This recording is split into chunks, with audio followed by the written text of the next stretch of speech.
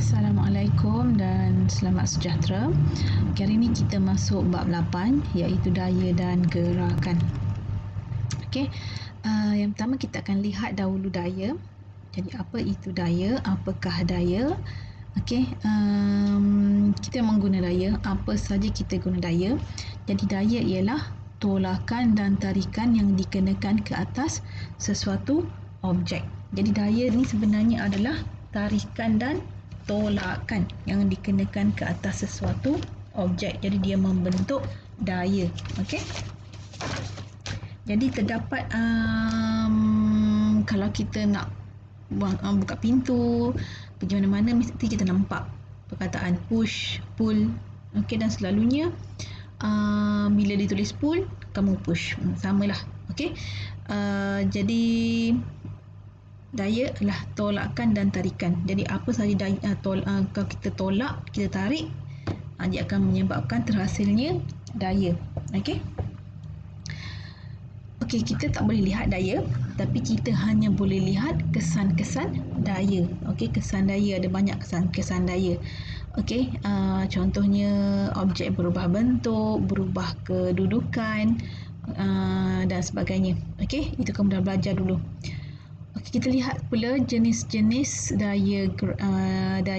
Okey, yang pertama kita lihat daya graviti. Okey, daya ada banyak jenis. Yang pertama kita lihat daya graviti. Jadi daya graviti ialah daya yang mengarah ke pusat bumi. Okey, bumi dia ada daya graviti. Jadi apa sahaja objek akan tertarik ke arah pusat bumi. Dia ditarik ke arah pusat bumi. Okey, jadi objek kalau jatuh, dia akan jatuh ke permukaan bumi sebab dia akan ditarik oleh daya graviti bumi. Kalau kita lambung sekalipun, okey, dia akan naik sampai satu ketinggian dan dia akan jatuh semula ke bumi sebab terdapatnya daya tarikan graviti bumi. Okey. Okey, yang kedua adalah daya elastik. Okey, daya elastik dihasilkan oleh objek yang kenyal. Okey, jadi daya elastik ini terdapat pada objek yang kenyal. Jadi objek yang kenyal ni macam mana? Objek yang boleh meregang dan juga objek yang boleh dimampatkan. Okey, jadi apabila objek ini diregang ataupun dia mampatkan, okey, dia mempunyai daya elastik. Okey, daya elastik kita panggil. Okey, inilah contohnya. Okey, elastik, tali memanah. Okey, ini tali exercise ni dan juga gelang getah. Okey, ada soalan nak tanya? Tak ada. Okey, yang ketiga adalah daya apungan. Jadi apa itu daya apungan? Daya apungan adalah daya tujah yang bertindak pada suatu objek yang terapung di dalam sesuatu bendalih. Bendalih ini bukan saja air, tapi apa sahaja benda yang mengalir. Air boleh, air laut boleh, air sungai boleh, air apa lagi? Minyak boleh. Okey, asalkan dia mengalir, kita panggil bendalih. Okey, dia bendalih. Dan juga termasuk juga gas. Okey, gas juga benda yang mengalir, bendalih, benda mengalir, bendalih. Okey, daya apungan adalah daya tujah yang bertindak pada satu objek yang terapung. Okey, contohnya ni lah. Contohnya adalah pelampung. Okey, pelampung. Okey, dia ada daya tujah yang menolak ke atas yang menyebabkan objek ini terapung. Okey, ada daya tujah yang menolak. Okey, objek ini ada berat, tapi bila dia terapung, ada daya tujah yang menolak objek ini ke atas supaya dia terapung, tidak tenggelam di dalam air. Jadi itu kita panggil daya apungan. Okey, sama juga kalau kita masuk dalam air. Okey, katakan kita timbang. Kita timbang objek di udara dan di air. Okey, berat kedua-dua objek ini adalah berbeza. Okey, seterusnya adalah daya normal. Jadi apa itu daya normal? Daya normal adalah daya tindak balas yang dihasilkan apabila suatu objek bersentuhan dengan suatu permukaan. Okey, ada objek ini mempunyai berat, kita letakkan atas satu permukaan. Jadi berat objek akan ke bawah. Okey, berat objek ke bawah.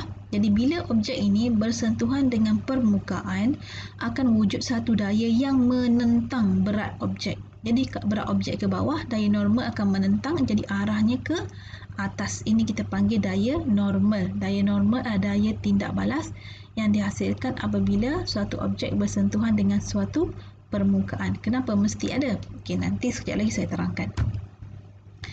Okey, berat. Okey, berat juga daya. Jadi berat juga daya. Jadi berat ditakrifkan sebagai daya graviti yang bertindak ke atasnya. Jadi objek yang ada jisim, bila ada jisim, okey, berada di dalam kawasan yang mempunyai daya tarikan graviti bumi, akan terhasilnya berat. Okey, akan terhasilnya berat. Okey, jadi kamu timbang. Apa penimbangan yang kita buat itu, kita ambil berat, kita ukur berat. Okey, berat. Okey, ini seterusnya adalah daya geseran. Jadi apa itu daya geseran? Daya geseran adalah daya yang menentang gerakan. Okey, daya yang menentang gerakan dan selalunya bertindak di antara dua permukaan yang bersentuhan. Okey, dia menentang gerakan. Contohnya, okey, bola bergerak ke kiri.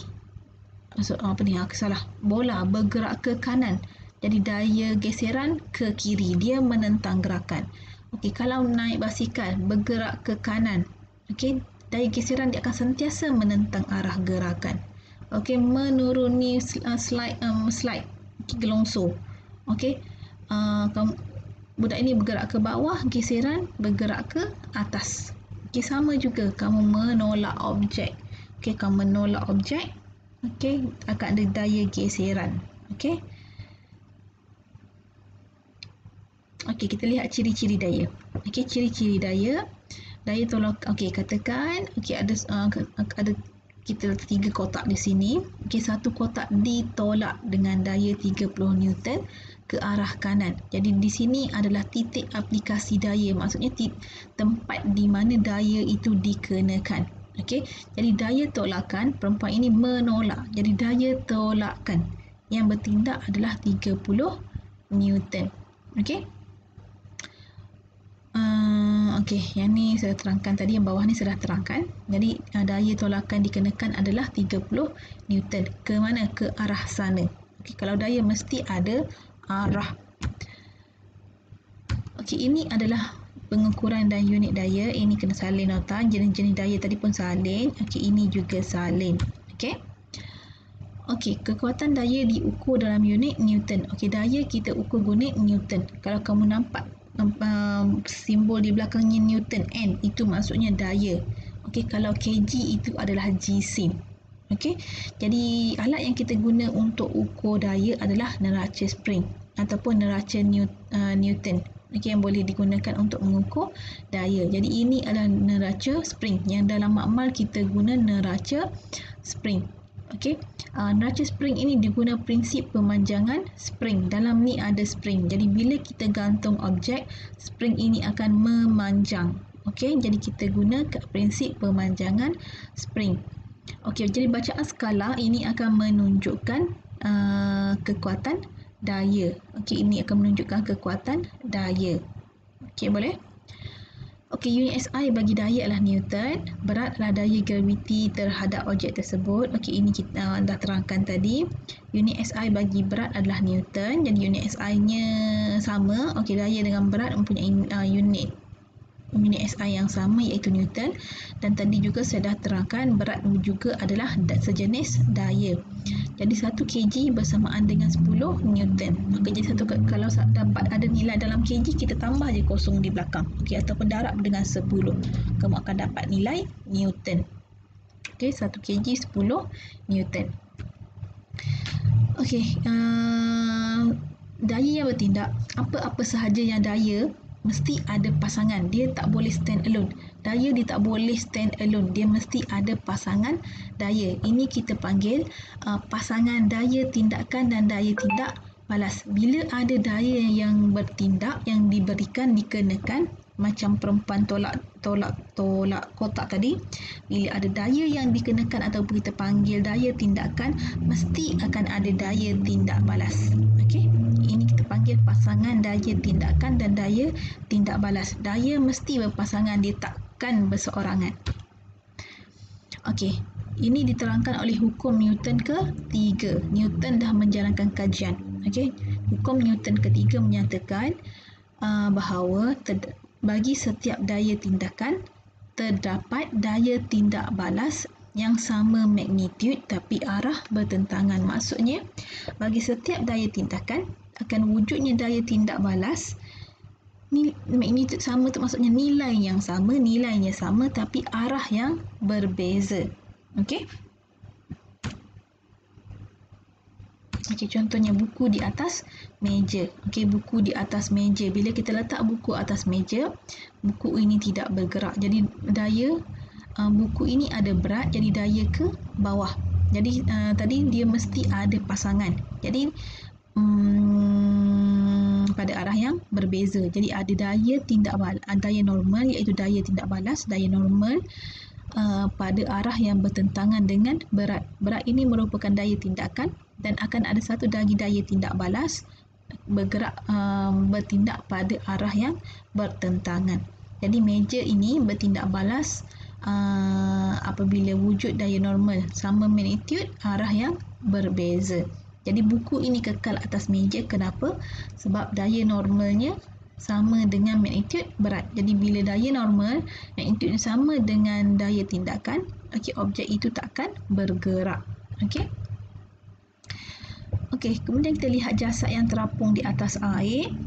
Okey, bila ada objek yang ada jisim akan ada berat. Jadi bila kita letak dalam air, objek ini akan boleh tenggelam akan jatuh ke bawah lah, tenggelam.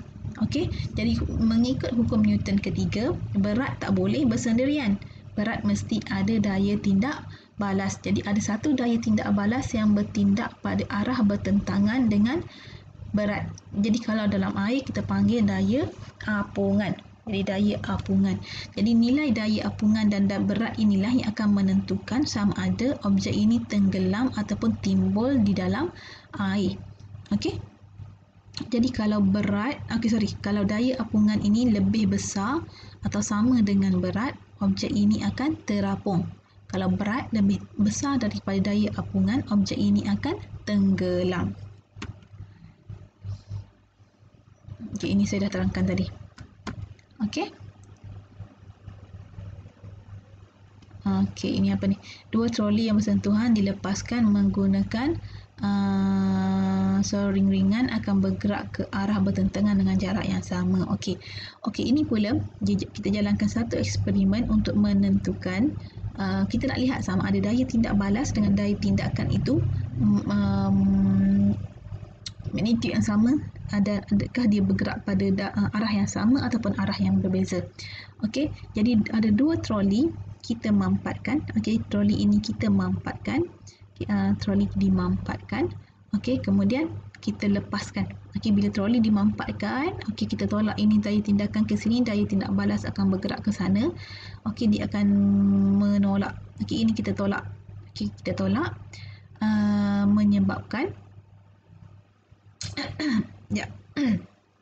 Okey, spring kita lekatkan pada troli yang pertama dan kita mampatkan dengan troli yang kedua. Jadi ini kita tolak ke sana. Jadi ada satu daya tindak balas yang bergerak pada arah yang bertentangan. Jadi bila kita lepaskan, okey, spring ini akan menolak troli kedua ke arah sana. Dan pada masa yang sama juga wujud daya tindak balas yang akan menolak troli pertama ke sebelah kiri. Okey, dia akan menolak, mesti akan ada. Okey. Okey, jadi dia akan bergerak pada jarak yang sama. Okey, bila troli pertama, okey, spring dikenakan, okey, spring ini akan menolak troli yang kedua dan troli yang kedua pula akan bertindak balas dengan menolak troli yang pertama ke arah yang bertentangan. Okey, itu sajalah untuk hari ini. Untuk kesan daya kita masuk kelas berikutnya. Okey. Nota jangan lupa salin.